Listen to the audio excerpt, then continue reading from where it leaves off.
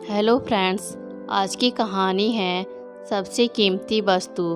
राजा महेंद्र नाथ हर वर्ष अपने राज्य में एक प्रतियोगिता का आयोजन करते थे, जिसमें हजारों की संख्या में प्रतियोगी भाग लिया करते थे और विजेता को पुरस्कार से सम्मानित किया जाता है।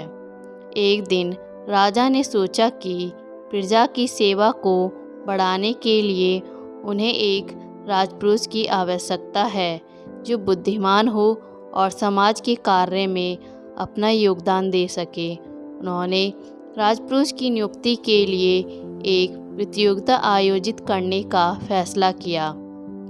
दूर दूर से इस बार लाखों की तादाद में प्रतियोगी आए हुए थे।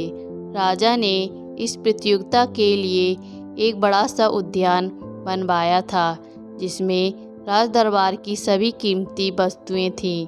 हर प्रकार की सामग्री उपस्थित थी, लेकिन किसी भी वस्तु के सामने उसका मूल्य निश्चित नहीं किया गया था।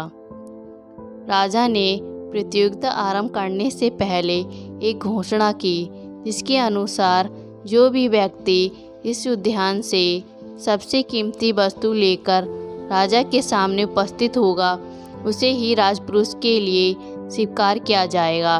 प्रतियोगिता आरंभ हुई। सभी उद्यान में सबसे अमूल्य वस्तु तलाशने में लग गए।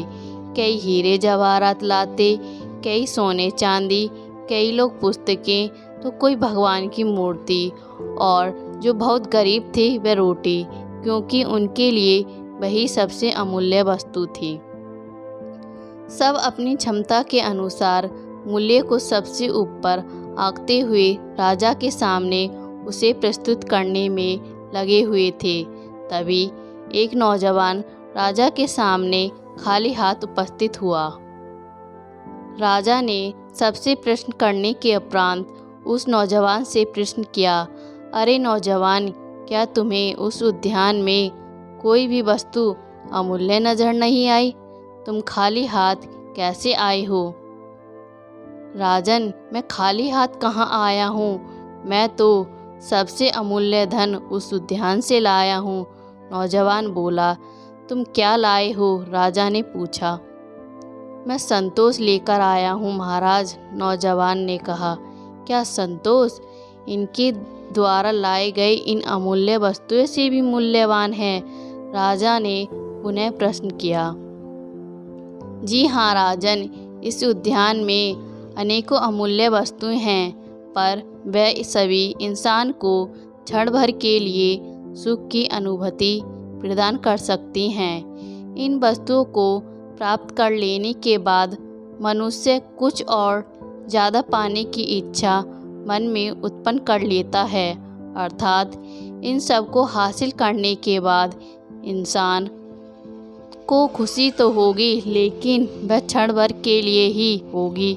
लेकिन जिसके पास संतोष का धन है, संतोष के हीरे जवाहरात हैं, वही इंसान अपनी असल ज़िंदगी में सच्चे सुख की अनुभूति और अपने सभी भौतिक इच्छाओं पर नियंत्रण कर सकेगा। नौजवान ने शांत स्वर में उत्तर देते हुए कहा। नौजवान को लाखों लोगों में चुना गया और उसे राजपुरुष के लिए सम्मानित किया गया। अगर आपको ये कहानी पसंद आई है तो वीडियो को लाइक करें और चैनल को सब्सक्राइब करें। Thank you.